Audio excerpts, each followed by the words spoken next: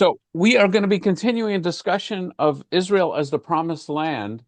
This, And I'm going to begin by showing you something. I don't think I've ever shared this particular screen. So we'll see how this works. So I presume you can see this is actually my YouTube channel. Yeah. And Mhm. so typically, so here's the Wednesday class, the deliberately flawed divine Torah. Oh, yeah. 34 people watched. Some of these are sort of private things. So like 31, 48. Oh, the origin of the Kippah, 81, and so on. So that's kind of typical. Kabbalah, 99. Last Monday, Israel and the Promised Land, 664 Wow. people at least Mhm. tuned in. How long they stayed, I have no clue, Mhm. but at least they came in, and it says 7 likes and 13 dislikes, which is interesting. But what I really wanted to show you as we begin are the comments.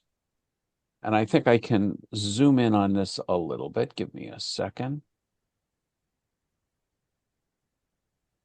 Yeah. So I'm just going to go down them because um, what you will notice and what you will see is, I would say, the hostility toward the concept of Israel as a promised land.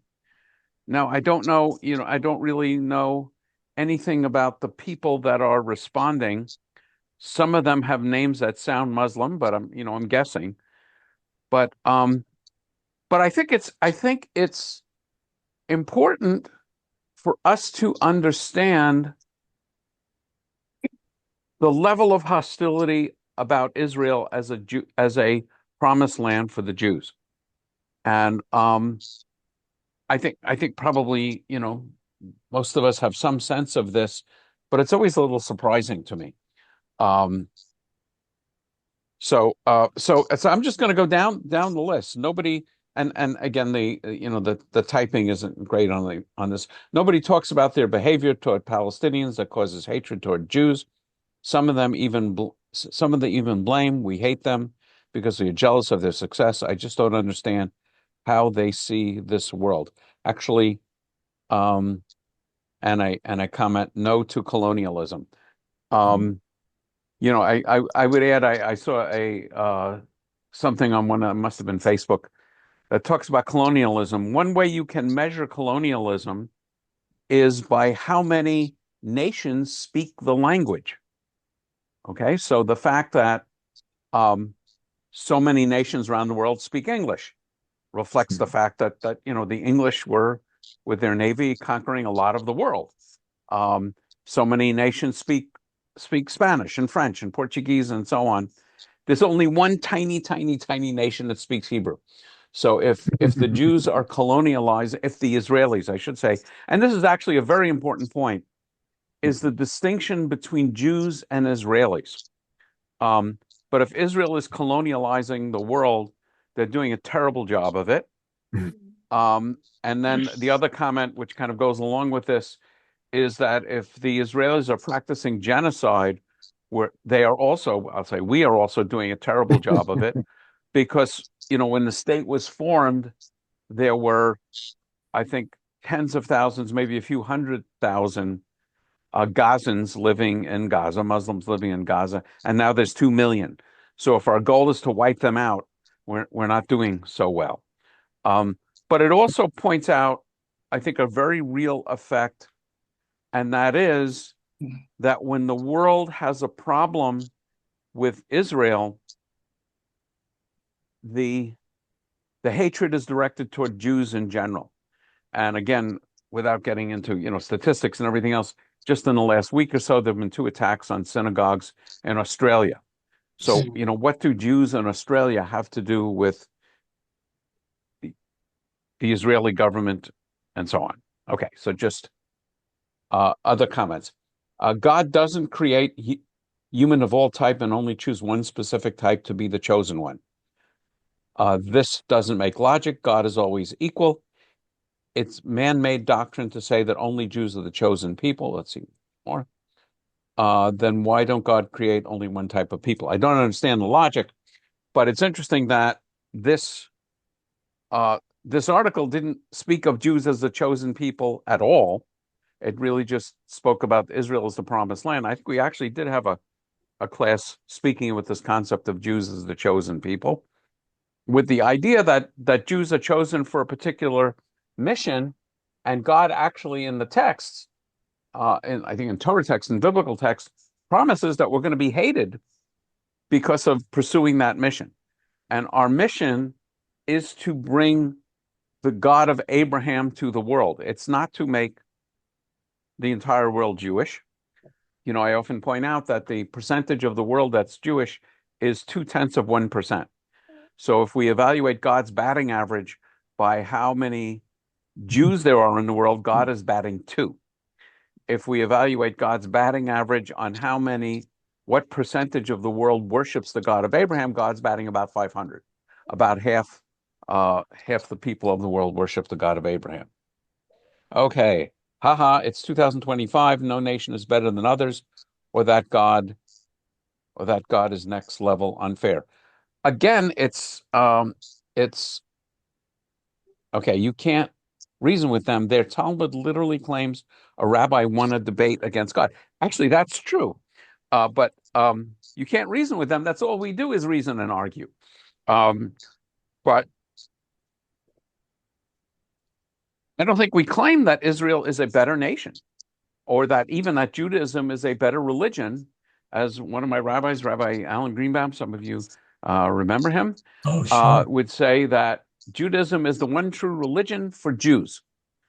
We don't seek converts. We don't try and make other people Jewish. We don't even typically even warmly, historically, we don't even invite people to become Jewish.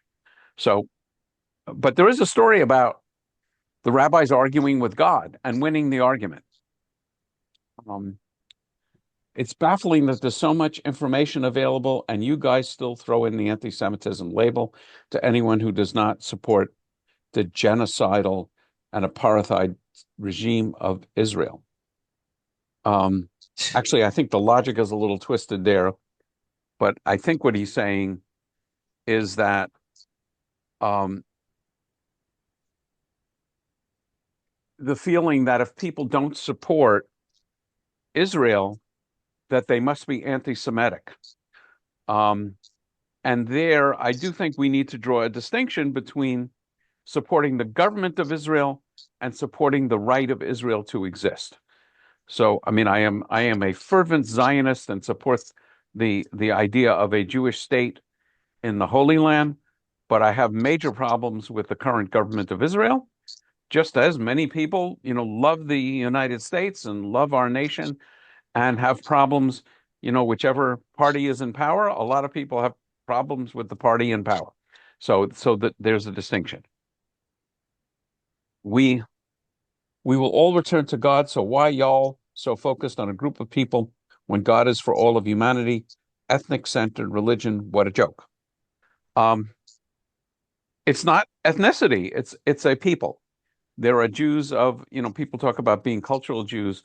The culture of Jews in Ethiopia is very different than the culture of Jews in Eastern Europe. Apparently, their beliefs are that they're a higher race. Others are placed on earth to learn from them. Well, it's definitely not racial since there are Jews of all races. So there was a UN resolution passed that denounced Zionism as racism. But we actually do assert that our job is to teach the world about the God of Abraham, to be a light unto the nation. So there's some truth in the end of that statement. Chosen, not needs, period. Gee, I wonder who wrote this one, Henry. Thank you. I thought the promised land was for the Israelites. For all we know, the occupied folks could be European. So you can be European and an Israelite. You can be American and an Israelite. So that's the one thing, my teacher, I think it was David Wolpe, that said this concept of Judaism as a nationality is only misunderstood by two groups, Jews and non-Jews. Namely, it's pretty much misunderstood by everyone. And that is Judaism is both a religion and a nationality. And we talk about it a lot, so I won't belabor it. Old gay Israel. Okay, that's fun. Um, Anti-Semitism comes from Jews being saint while being Hippocratic. No, we don't hate you for rejecting Jesus or Muhammad. We hate you for being genocidal, hypocritic, arrogant, egotistic, stubborn, and entitled. Every word used has evidence and stories going back then. Your comprehension of anti-Semitism is wrong. Okay, so I just wanted to expose you to uh to that. I don't know if there's any comments on it. There is one. I have one. I have Yeah, go one. ahead. Go ahead, Paul. Yeah. How uneducated are these people? You could tell just by their writing. They don't know how. I don't know what school, what grade they went up to in I don't know. college, So but so so I know it's you're being terrible, critical of terrible them. writing. Okay. So my point is not so much to dwell on that, but my point is to highlight how much antagonism there is toward the state of Israel, which gets taken out as which takes the course of antagonism against Jews and Judaism. That That that that's that's really that's really the point. that I understand, And there's a but lot of folks that feel that way. I And I would understand. say, you know, um, interestingly, I'm going to stop sharing for a moment, that the war in Gaza, I think, actually exacerbated that idea. I think there's more anti-Israel feeling as a result of the continuing war in Gaza and the number of deaths in Gaza um, than there was before. Um, yeah, Ken and Patricia. Well, one of the things that I found, especially in that last comment, is how they throw us all into the same pot. I mean, there may be Jews who are arrogant and hypocritical and egotistical, but not all of us. I mean, there are non-Jews who are arrogant and Right, right. egotistical and hypocritical, but we don't say all of, everybody is. So it's sort of interesting how you get these small-minded, I mean, to be judgmental, sort of small-minded people who like to categorize, who try to simplify things by just throwing everybody into the same pot. Yes. And yeah, and I think it's a way of searching for a politically correct reason to hate Jews rather than just saying, well, we rejected Jesus and Muhammad. Erwin. Yeah, Rabbi, I would like you to clarify something for me.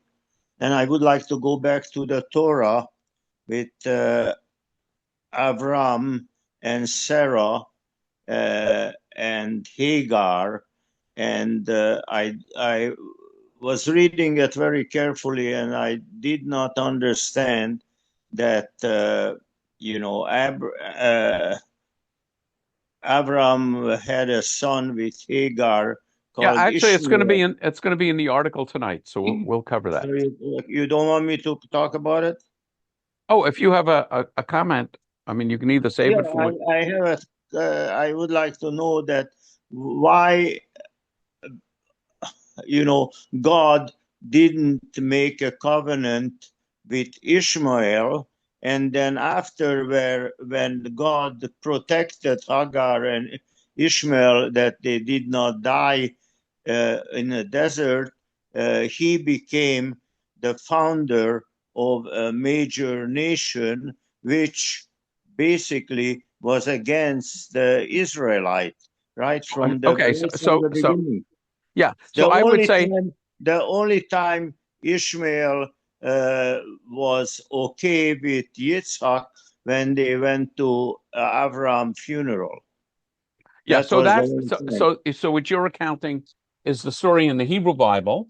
There's Yes, also yes. there's also okay, so there's also a lot of In the material Quran. in the Quran. So Yes, I would say broadly speaking, even in the Hebrew Bible, God says he will make a great nation out of Ishmael, and yes. he does. So there is a relationship between God and Ishmael. Yeah, but Um, not a but covenant. well, I don't know. It depends what you mean by a covenant. It's the covenant that God makes with Abraham is passed on to Isaac, not to Ishmael. But you can Yes. argue that God has another covenant.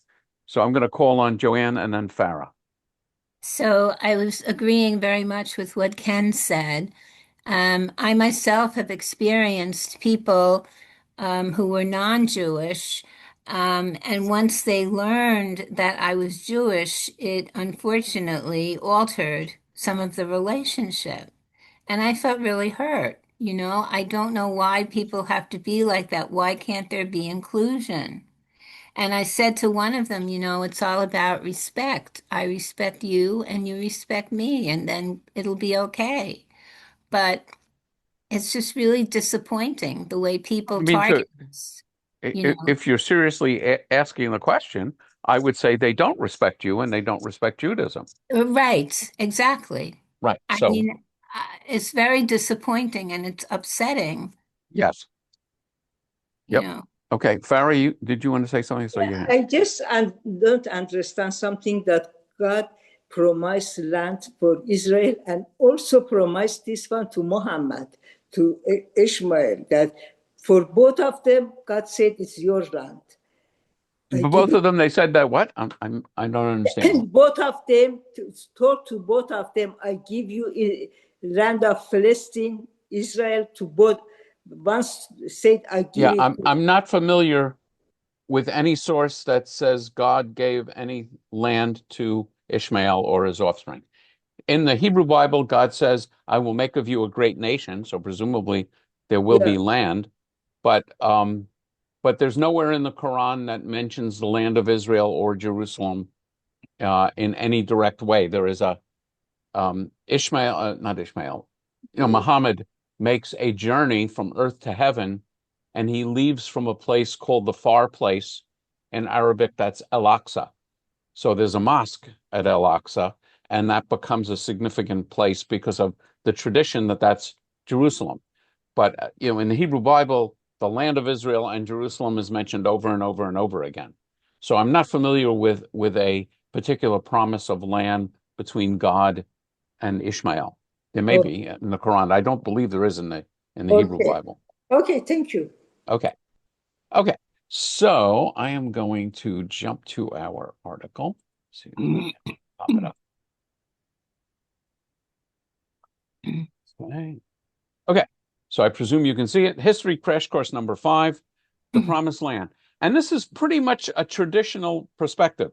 I don't know if how many of you are familiar with Aish. I think it's Aish HaTorah, which Yeah. means the fire of Torah. It's a very it's an orthodox, very traditional source. So, but I thought the article was interesting. So that's why I have it. God gave Abraham the land of Israel as a laboratory to create a model nation for the world. Joanne, are you interested in reading as usual? Yes, sure. Okay, All right. great. A Jewish homeland. The early history of the Jewish people begins in the book of Genesis, chapter 12, when God first speaks to Abraham and continues through to the end with the death of Jacob and Joseph. This segment can be best described as the development of the family of Israel, which in the book of Exodus will become a nation. We have already learned that Abraham was born in Ur-Kasdim in Mesopotamia, today's Iraq, then moved with his father Haran, today's northern Syria, southern Turkey, and that is where God instructed him to go to Canaan, the promised land, which will become the land of Israel. God, Go ahead, read okay. that line. God said to Abram, "Go for your land, to the land that I will show you." Okay. Genesis So 12:1. yeah, so I think I have it right here. Can you see it? I'm never quite sure what. Yes. Yeah, okay. Yeah, so Hashem said to Abram, go forth from your native land and from your father's house, the land that I will show you. The first words of God to the first monotheist, if you want to describe Abraham that way, is lech lecha, which means go forth, and it's the same word repeated twice. If he would have just said lech, that would have been enough. Lecha actually means to yourself, and there's a whole lot of rabbinic ink spilled about why it says go to yourself. I mean, it's a very interesting phrase. I will make of you a great nation, and I will bless you. I will make your name great, and you shall be a blessing. I will bless those who bless you and curse the one who curses you. All the families of the earth shall bless themselves through you. And one thing which I'm always interested in this phrase here is kol mishpacha ha'adama. The word is families. So, Yeah. and it was referenced in this article um, that Abraham begins the family of Israel, which will ultimately become an Am Yisrael, a nation of Israel. And it's sort of amusing. I think I heard. Um, oh, I can't remember the name of the senator now. Is it Ted Cruz, the senator from Texas? Yes. Yeah. Yeah. So he was talking about support for the land of Israel, and he was directly quoting this biblical text, this Torah text that Yeah. says, that people who bless Israel will be blessed, people who curse Israel will be cursed. And he said almost literally says that, I want to be blessed. I don't want to be cursed. So I absolutely support the land of Israel. And so we do see a significant support for the land of Israel from the Christian community, sometimes called Christian Zionism. And politically, it's actually very important because I don't know if you're aware of this, but there's a lot more Christians than there are Jews, both in the world and in the United States. And the Christian support for the land of Israel is very politically significant in this country. So God first says to Abram, um, you can't basically follow your job and live in this land. You've got to get out to the land that I will show you. Jim. The line, "I will bless those that bless you and curse those that curse you," and Cruz said, "Well, I will bless those that bless Israel and curse those that curse Israel." But Abram is also the father of all Arabs too. So what does that line really mean? Is he saying, could the Torah also say, Abraham, I will bless those that bless you, Abraham, and curse those that curse you, Abraham, or Israel, Yeah, that's or very interesting. No, it's a great question, and I would say the "you" is ambiguous here. It's basically, in the Hebrew, it's just as it is in the English, except I will say it is. I think, yeah, it's the singular "you." It's not y'all. I will bless those who bless you, singular. So, so you could make an argument from the Torah that that blessing should go through to Islam and maybe Christianity. Um, but here, certainly, we are understanding this text that, I mean, one of the ways I characterize this idea is that this is Genesis 12. In the opening chapters of Genesis, the first 11 chapters, God speaks to everyone. God makes commandments to Adam and Eve. That's the only two folks around.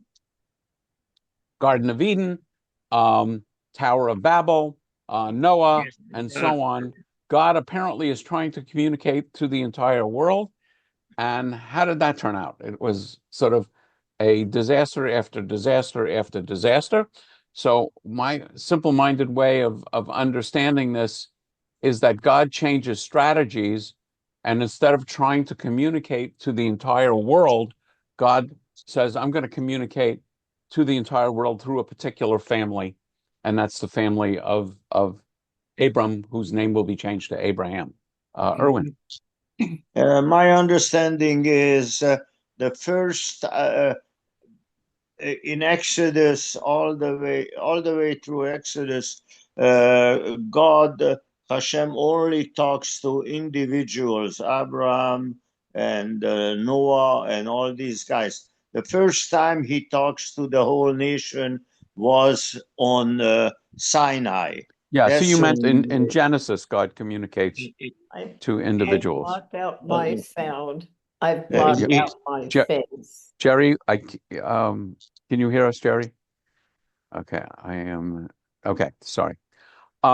Yeah, I mean, I don't know enough to just go through it, but I suspect you're right that God is speaking to individuals in Genesis.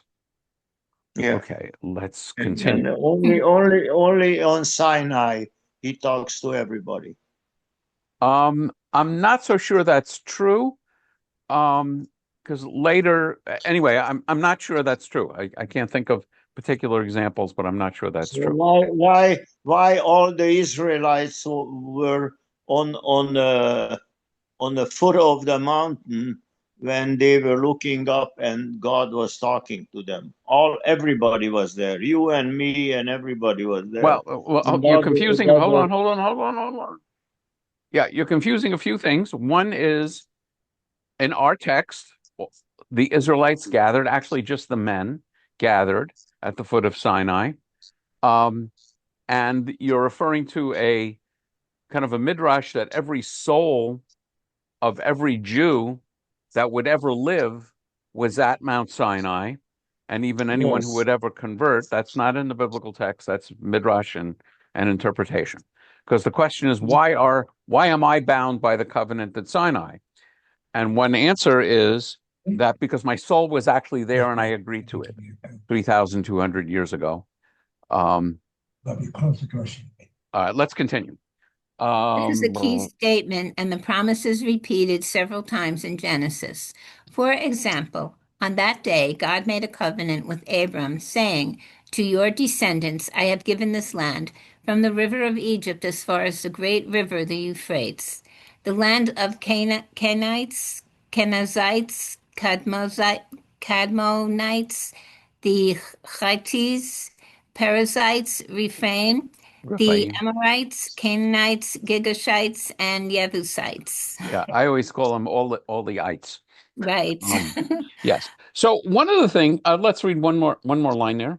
All right. And I will give to you and to your descendants after you the land of your temporary residence, all of the land of Canaan as an eternal possession, and I will be a God to them. So one of the things I will just point out that although we see criticism of why should Israel be a Jewish state, but certainly according to our Bible, which is accepted verse by verse by Christianity, these texts are in the Christian Bible as well. God is making specific promises. There are a bunch of different descriptions of where the land is and which rivers and so on, and they're not all the same. But it's very clear that part of the promise of God to Abraham is of a particular piece of land. Yeah, let's continue with we say. Okay. We say that Judaism encompasses three core ideas: God, Torah, and the land of Israel. The land of Israel is not a payoff. God did not say to Abraham, "Support me, and if monotheism spreads throughout the world, I will give you a good piece of real estate for your own." God gave Abraham and his family the land of Israel as a homeland where his descendants are supposed to create the nation that's the model for the world. Okay. And I would just slightly edit this. It says God, Torah, and the land of Israel. I would say it's God, Torah, and Israel, where Israel is understood not only as the land of Israel, but of the people Israel, that we are a nation rather than just a religion. A religion are people that are bound by a idea about theology. A nation is really genetic. You know, if you have two Irish people and they have a child, the child's Irish. If you have two Jews and they have a child, the child is Jewish. If you have one Jew and a non-Jew and they have a child, well, that gets complicated. But the different Jewish movements have very clear and I would say unambiguous responses to the question of who is a Jew. And as I often say, there's no such thing as being half Jewish. If you are half Jewish, does that mean you could eat half a ham sandwich? What would that mean? You're either Jewish or you're not Jewish. Okay, a spiritually sensitive place. The land of Israel is a special place. It's the only place on the planet Earth where the Jewish people can achieve their mission. A model nation cannot come to be anywhere else. So it is very important to understand the Jewish relationship with the land.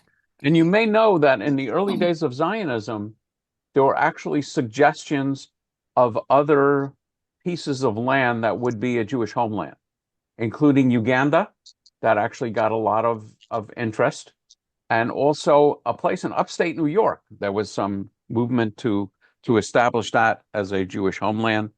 And, you know, of course, the Zionists said, no, we have a historical homeland in the Bible, and it's Eretz Yisrael, the land of Israel. And Okay. because it's a special place, a spiritually sensitive place, a place of tremendous potential, it's also a place where one has to behave in a special manner. For the land which you come to possess, it is not like the land of Egypt that you left. The eyes of the Lord, your God, are always on it, from the beginning of the year to the year's end. All right, let's continue. The Jews were only given the land because of their mission. If they abandon the mission, they lose the land. This is another very important lesson in Jewish history, which is repeated, and it is also one of the most often repeated prophecies. The Jewish people will only live and prosper in their homeland if they maintain their relationship with God and carry on the mission of Abraham. So again, historically, the temple in Jerusalem has been destroyed twice, once by the Babylonians and once by the Romans. And the rabbis, go to some lengths to try and understand how is it that God would allow God's temple to be destroyed and the Israelites to be expelled from the land of Israel. And in terms of the first destruction of the temple, the understanding is that because the Jews stopped following Jewish law and stopped being obedient to God, that God kicked them out of the land. And in the Roman, we're going to actually review this story. There's some really interesting stories about this, that needless hatred among Jews and super obsessive compulsion about Jewish law is the reason that the Second Temple was destroyed. There is a wonderful story in the Talmud, which we will review one of these days, about that. But the basic idea is we don't have a permanent deed to the land. We are leasing the land. And the lease is contingent upon us continuing our pursuit of the covenant and living up to God's ideals. And if we fail, that Jewish understanding of history is we will be kicked off of the land. Let's see. We read this? The Jews were only given the land? I think so. Yeah. Okay. Scroll So down. here's here's the mission. It will be, sorry. It will be that if you hearken to my commandments that I command you today, then I shall provide rain for your land in its proper time, that you may gather your grain, your wine, and your oil, and you will eat and be satisfied. Beware of yourselves, lest your heart be seduced and you go astray. The ground will not yield its produce, and you will be swiftly banished from the goodly land that God gives you. I think there's actually language, I don't know if it's here in Deuteronomy, that the land will vomit you forth. It's almost like you eat a piece of bad meat. And so the only way your body can deal with that is to get rid of it through one orifice or another. And it's the same idea with the Israelites. Throughout the early part of the Bible, God is constantly talking about giving the Jewish people the land of Israel and reaffirming that commitment. Indeed, the great 11th century biblical commentator Rashi asks the question of the very first sentence in the Bible. Why does God begin the Bible with the creation of the universe? If the Bible is a book of theology for the Jews, why not begin with the creation of the Jewish nation and go immediately to the story of Exodus? That's when the Jews become a nation, get the Torah, and go into the land. And Rashi answers, stating that in the future, the nations of the world will say, you are thieves to the Jewish people. You have stolen the land from the Canaanite nations. So God begins the Bible here at the creation of the universe to tell the world, I am the creator of the universe. Everything is mine. I choose to give the land of Israel to the Jewish people. So just to show you this, here is actually, this is Genesis 1:1. And then if you click on commentaries, here's Rashi's commentary, which is basically saying on this, all the earth belongs to the Holy One, blessed be he, created and gave it to whom he pleased. When he willed it, he gave it to them, and when he willed it, he took it from them and gave it to us. So that's the rabbi's understanding, as as reported by Rashi, as to why the Torah begins with the story of creation. And what Rashi is saying is, if the Torah is understood as a book of laws, you would expect it to begin with laws that apply to the nation Israel. And that's actually in Exodus 12, when there are laws about observing the Passover. But it begins with God creating the universe to lay the groundwork for the fact that God really controls everything, including who gets to dwell where.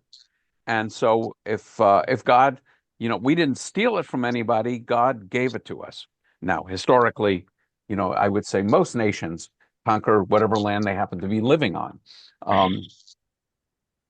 Okay, so Claims of conquest. Virtually every nation in the world bases its claim to its land on conquest.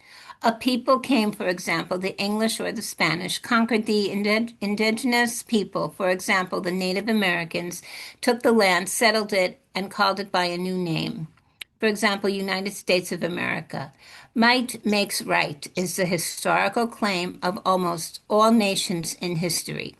To the victor belongs the spoils, or in this case, the land.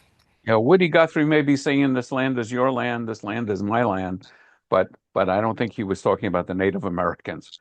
Okay. However, the Jewish people base their claim on God's promise. It is a moral claim because God is God, and God is by definition truth, and God is by definition morality. God gave the Jewish people the land of Israel. Without that, the only claim the modern state of Israel can make is it is stronger and was able to win all its wars with the Arabs.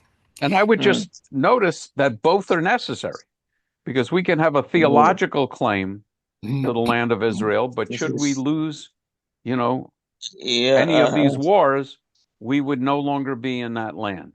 Yeah, Erwin? Okay, I don't know if you were going to comment, Erwin.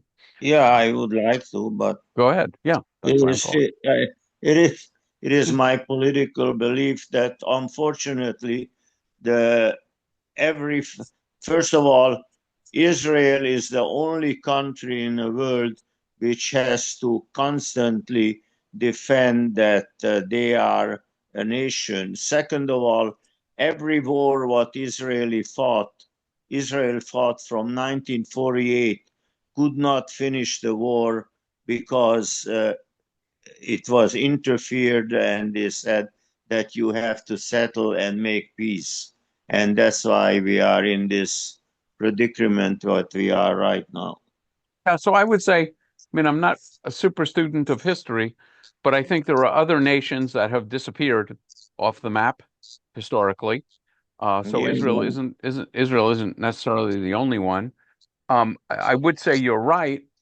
If we think about the early wars in Israel, the War of Independence, the Suez War in '56, the Six-Day War, the '73 War, Israel was basically leaned upon heavily to Yes. declare a truce, um, and basically by the United States. Um, That's exactly what I'm saying, yes, Rabbi. yes, because And Israel and those unfortunately, because Israel that's why the prime minister is here today in the United States, exactly. because he's not allowed to finish the war. Well, and what I would say is Israel certainly historically did not have the military might to defeat all these nations that wanted to destroy it.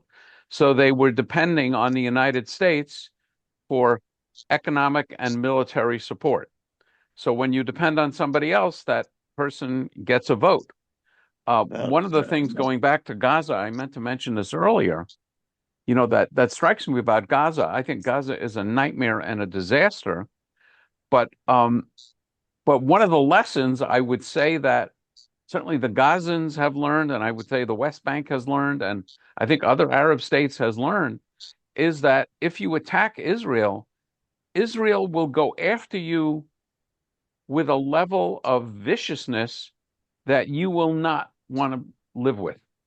So, my guess is, and and again, I always, say my political judgment is not very good, but my guess is that in Gaza you have Muslim citizens of Gaza that they may want to see Israel destroyed, but they know if they put together another attack like the one on October 7th, they will have another disaster on their hands. So I think it's kind of a standard reaction to a bully. When someone bullies you, the way you resolve it is you don't put up with it. And if Israel has taught the Muslim world, the Gazans certainly, uh, one lesson is that they are not going to be kind and going after people who seek their destruction. And I would say the same thing has happened in Lebanon, in Syria, and now in Iran, where the Israelites, the state of Israel perceives Iran as an existential threat, and they just cannot live with it, and they'll do whatever it takes to eliminate that threat. Actually, my colleague Rabbi Lisa Hochberg Miller in Ventura made a very interesting comment in one of her writings, and in commenting about the history of anti-Semitism, she pointed out that Jews have always lived, and we will continue to live in a world that hates us, in a world where anti-Semitism exists and people hate Jews. We know how to live in that world, and we can live in that world. What she pointed out is Israel cannot live in a world where there is an existential threat to it. We can live with hatred. We can't live with threat. So, and I thought that was a very interesting distinction. And so that's, today Israel attacked the Houthis again. And I don't know what that's going to do in terms of all these ceasefires and so on. So it is interesting. So let's see. I think we're down here too. However, is that right? Extremely important point that is often lost on modern Israeli politicians and those who seek to defend the state of Israel, which is not a religious state and often far removed from Jewish values, to realize that the Bible gives the Jews their only moral claim to the land. Yeah, I would say it's a second claim. There is a claim just we win the wars, that Israel wins wars, and that's why you get to control the land. But there's also a moral claim, and I think it's important, particularly for people who don't accept the right of Israel to exist, that Judaism teaches that if Israel doesn't live up to ethical standards, then God will kick us out of the land. Okay, let's continue. Indeed, the early founding fathers of the modern state of Israel, even if they were not religious, were deeply steeped in the realization of biblical heritage of the Jewish people and their connection to the land.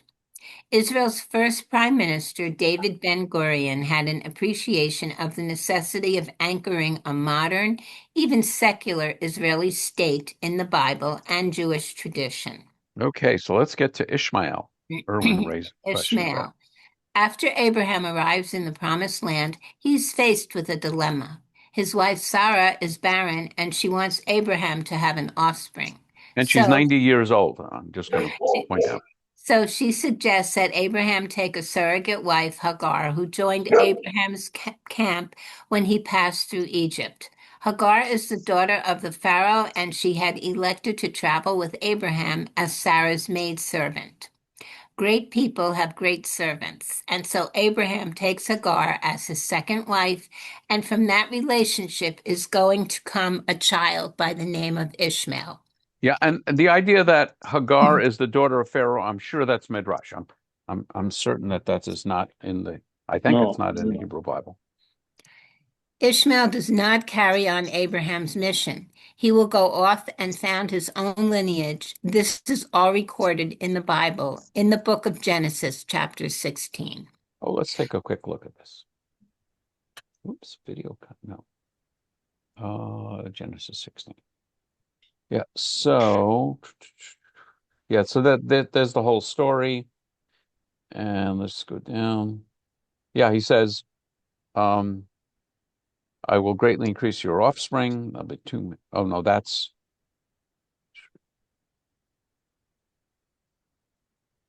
And so God says Ishmael will be a wild ass of a person. Let's see what the asterisk there is.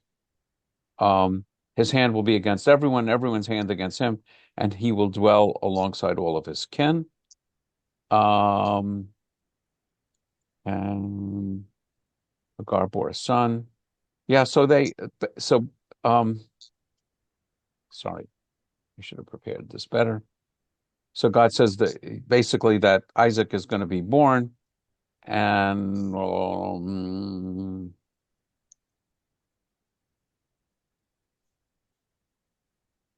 God says to Sarah, "You'll have a son named Isaac, and I will maintain my covenant with him as an everlasting covenant for his offspring to come. And for Ishmael, I have heeded you. I hereby bless him. I will make him fertile and exceedingly numerous. He shall be the father of 12 chieftains, and I will make of him a great nation. But my covenant I will maintain with Isaac, whom Sarah will bear to you at this season next year." So that's what the biblical text is saying about Isaac and Ishmael. When So we let's, look back on history, we see that two great monotheistic faiths will branch off from Judaism during the last 2,000 years, Christianity and Islam. Islam is a religion that originated with the Arab peoples more than 1,300 years ago. The Arabs, according to their own tradition and according to the Jewish tradition, are the descendants of Ishmael. One of the great attributes of Arab culture is hospitality, and the Bible tells us that Abraham was famous for hospitality. It seems, therefore, that even though Ishmael does not carry on Abraham's mission, he can't help but be great. Even though his descendants do not become the Jewish people, he carries within himself some of the greatness of his father Abraham. He blessed, by the way, the Bible says specifically that Ishmael is going to be great and that he's going to be at odds with the rest of the civilized world. so You shall that's, call his yeah. you shall call his name Ishmael, and he will be a wild man. His hand will be against every man, and every man's hand against him. By the way, the word Ishmael means God will hear. The word Shema is in there. Um, and in the Quran, there is a lot of discussion of Abraham going back and forth from his home with Sarah to Mecca to be with Hagar and Ishmael. And together they found the Kaaba. Actually, the Kaaba was an idolatrous worship place, and they transform it from a place of worship of idols into a place of worship of God. But there's a lot of discussion of all the episodes. There's a lot of discussion in the Quran of Abraham visiting Hagar and basically spending time with them and living with Hagar and with Ishmael. Supernatural beginning. When is it clear that Ishmael will not carry on the mission? God tells Abraham, who is then 99, that Sarah, who is 90, is going to become pregnant. And this is how Isaac is born supernaturally. As we noted earlier, this is one of the aspects of Jewish history. From its very beginning, it's supernatural. By all the laws of nature, Abraham and Sarah should have died childless, and the Jews' nation never should have come into existence. The Jews certainly shouldn't have survived, yet they did and still are here. Before Sarah conceives, God tells Abraham, "Your wife Sarah will bear you a son, and you will name him Isaac. I will establish my covenant with him as an eternal covenant to his descendants after him. And as for Ishmael, I have blessed him, and I will make him fruitful and will increase him exceedingly. He will become the father of 12 princes, and I will make him into a great nation. But I will establish my covenant with Isaac, who Sarah will bear to you at this time next year." By the way, there are lots of examples of miracle births in the Hebrew Bible. So even Rebecca, when she gives birth to Jacob and Esau, she's had tremendous difficulty conceiving. Samson is born as a miracle birth. There are lots of other miracle births, and the idea of the birth of Jesus, as being born to a virgin, is right along these lines of miracle births. So So Isaac is the person who will carry on the mission of Abraham, the mission of the Jews. A rivalry will exist between Sarah and Hagar and their children, Isaac and Ishmael. Because of this rivalry, Hagar and Ishmael will be sent away. Jewish tradition notes that after Sarah's death, Abraham takes Hagar back as wife, and he fathers more children through her. This rivalry will carry on for generations, is viewed as the metaphysical root of the modern rivalry between the descendants of Isaac, the Jews, and Ishmael, the Arabs. and here the footnote number 2 is right here. See Rashi on Genesis, 25:1, where Abraham takes another wife after Sarah dies, and her name is Keturah. And so there's a tradition that Keturah was Hagar. I'm just going to read footnote number 3. Muslim tradition, as portrayed in the Quran, reinserts Ishmael back into the lineage of Abraham, where it is usually mentioned before Isaac. It's also interesting to note that Muslims celebrate a holiday called Eid al-Adha, the Feast of Sacrifice, which commemorates Abraham's attempt to sacrifice Ishmael. Note that the Muslims altered the binding of Isaac's story and replaced Isaac with Ishmael. Actually, in the Quran, the name of the son is not mentioned, but reading the text carefully, it seems like it's Ishmael. And of course, they would say we altered the story that's in the Quran. Okay, so that's the end of this article, and we're just about at 8 o'clock. So I will just open the floor. People have comments. I would say, hope this is not too controversial, and I hope it's not wrong. An essential part of Judaism is Zionism. That an essential part of Judaism is to understand that we are not just a religion, but we are a people. Am Yisrael, the people Israel, and the people Israel has a land of Israel. And that's part of Judaism. There have been attempts to get away from that, even and especially in the Reform movement. In the Reform movement, in the early statements about what is Reform Judaism, the idea of Israel as being a particularly important place for Jews was rejected. And in fact, in the early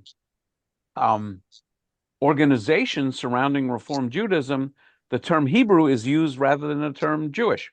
So the congregational organization was the Union of American Hebrew Congregations. The rabbi organization is the Central Conference of American Rabbis, and the name of the college that ordains Reform rabbis was Hebrew Union College.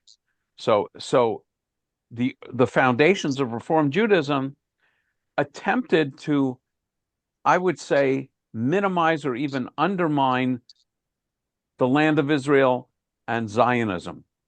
And that was a real controversy in the Reform movement about whether we are simply a religion, a Mosaic religion, a Hebrew religion, or whether we have a special attachment to the land of Israel and whether we're a people. And I would say after the Holocaust, that controversy by and large ceased to exist in Reform Judaism, that the particular attachment to the land of Israel became a hallmark of Reform Judaism. And now, all Reform rabbis, cantors, and educators spend a year in Israel, our first year of studies. So that's, I would say that's just part of Judaism, that we are a people, not simply a religion. I sometimes suggest that Christianity is the first true religion, whereas your membership in Christianity is a function of your beliefs and only your beliefs, whereas your status as a Jew is far more likely to be a matter of birth than a matter of belief. So So we certainly understand Israel, the land of Israel, Eretz Yisrael, as having a fundamental role in being Jewish. Um, and I think that's so coming back full circle, when people attack Jews, when they don't like the activities of the land of Israel, on some level, that is because of our central connection with the land of Israel. So it's not so simple. That anyone else has a comment on that? It's very disappointing for me and very disturbing. I mean, I This- really, I just don't think it should come into play the way it does, you know. you, But you, you know, So actually, precisely what is disappointing? Is it the fact that when Israel, the state of Israel, does things that are highly unpopular, that people take out some of their anger on Jews? yeah, I mean, I just feel that sometimes I like for everybody to get along, and I know that that's just not reality, you Right. know, but it breaks my heart. It really does. I mean, if I'm talking to somebody and all of a sudden they're all excited because of the new pope, and I say, you know, yes, that's a beautiful thing, and I'm happy for you, you know, Mhm. and then the answer I get is, oh, I forgot you're Jewish, right? And it just Mhm. went so negative. I was just like, Mhm. Well, I would say in our DNA, we are tribal. And it wasn't, I mean, I think, are of an age where you can remember that electing John Kennedy as president was very controversial right. because people were, well, I mean, there's just a lot of anti-Catholic um, sentiment, but also people were worried that he would be more loyal to the Pope than to the United States. So we are a tribal nation. We are a tribal, not nation. We are a tribal species. And I would say that is literally in our DNA. And I would say it's one of the things that we strive to overcome. And one of the central teachings of Judaism, that we are created in God's image, is to try and underline and teach the idea that we're all members of the same tribe. We can be a tribal nation, uh, but we're all in the same tribe. And the fact that we're not there yet is an indication that there's still work to do and the world is not yet redeemed. yeah, Rabbi, I would like to say two things. I was there when Ariel Sharon gave Gaza back. It Right. was a flourishing land with synagogues, with growing fruit and everything, and they wanted to build a port for cruise ships to come in. And after they gave back, what happened? They made a total disaster from it. So that's what the Arabs want, when if they want to destroy Israel, they want to become again a mosquito-filled, malaria-filled land and a total disaster. And the other thing I would like to say is that how many times I have to suffer in my lifetime to being a Jew. And I never thought in my wildest imagination, when I came to this country or Canada, or to be able to pray, I have to go in a protection under machine gun and a 10-foot iron gate. And uh, I am not afraid, because I learned how to protect myself, but I'm afraid for my grandchildren, and So, this is where it is so, going. again, I would say anti-Semitism is still around and is still pervasive, and we protect ourselves. It Look at the is, people from the Holocaust, how there was so much resilience, right? I mean, they came back, it made them stronger. I mean, it's terrible, of course, what happened, but I try to look at the positive in that. Like I was once watching a documentary. Um, I think it was Ron Lauder was saying, look at what happened, why it happened, and think about the resilience of those who survived. Yeah, I mean, Joanne, those who Jo- survived were resilient and embraced life. Right, Uh, yeah, that is well, true, but most didn't. right. I but Joanne, if you talk to young Jewish kids, they have no concept, Right. absolutely no You're concept. right. It's a And if mess. I tell my grandchildren, they tell me, Papa, you're making up stories. Well, I would say it's our job to teach. And if the young Yeah. Jewish kids are going to Hebrew school, they will be exposed. And you know, Rabbi, how many continue going to shul from Hebrew school? Not too many. well, you could count me in that group. Yeah, I yeah, didn't go to synagogue from age 13 to about age 34. yeah. But somehow I believe that God selected you to do something what you're doing right now. Well, I certainly won't argue with you, but people do. There is a characterization of Jews as the ever dying people.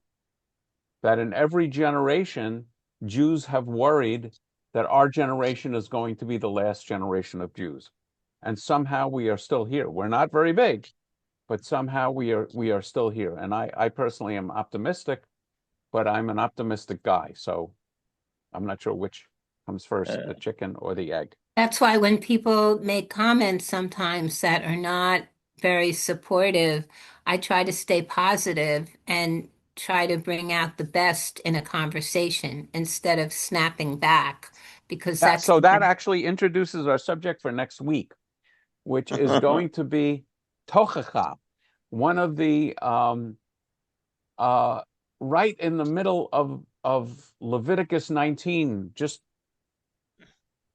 around Isn't that love your neighbor as yourself, and so on. There is a phrase which says you must surely rebuke your neighbor, and it's very isn't strong in that the Hebrew. Rabbi, isn't that Yes, a Christian term to turn the other cheek? I didn't say a word about cheeks. I said Okay. rebuke, not turn the other Rebuke. cheek. Turning the other cheek is accepting.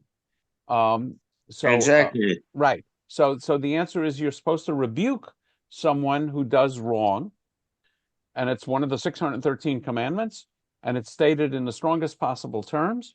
But there's a way to do it, and there's a way not to do it. And I'm going to send out 2 articles on that subject On that tonight. subject, Rabbi, Yes, I ask you many times. I never getting your what you're sending out. I don't know why. Um, you're on my email list. Look in your spam folder. I don't know why. Spam? Why would it go to spam? I don't know. That's Oh, doesn't it come out when Rabbi sends us emails about the discussion that we had, and then it always has below yeah. it has So anyway, Erwin articles. is not getting my emails. I will double check it. But I Thank don't know you. if you know about spam. Spam is, I would say I get 20 or 30 emails a day, which is promising me all kinds of wonderful things, usually related to reproduction. But also that, that my payments haven't been accepted and I'm being cut off of this, that, and the other thing. And they go to a separate folder because my computer recognizes that they're not legitimate. But occasionally I find actual legitimate emails in there. So No, if you don't know how to check that, you might want to ask one of your kids or grandchildren. grandkids to check that. But Thank you. I will double check it. But I'm virtually All right. certain, Erwin, that you are on my email list. I don't know why Thank you you. don't get it. Thank you. Okay, so I will see you all on Wednesday. Oh God, I can't remember what we're discussing on Wednesday, but let me just So take is a it a quick. continuation of the flaws in the Torah? Yes, yes, Yes. yes. Yeah, the flawed Torah. Yeah, it's a really interesting discussion. Okay, Yes. so we're going to continue that Okay. on Wednesday, and I wish you all a good week. Thank Okay. you. So, Good wish thank to you you. so And much. And thank Okay, you, Bill buddy. Jacobs, for joining us. Hope you enjoyed it. Buenas Thank you so noches. much. All right, Buenas noches. Lila Oh, Tov. Rabbi, I have to tell you something if you have a minute when Sure. everybody's finishes out here. Okay, so let's wait till folks leave, and if they don't leave on their own, I will kick them out. I left my own. Okay. And Farah, I'm gonna invite you to leave, or I can Okay. help you leave if you would like me to help you.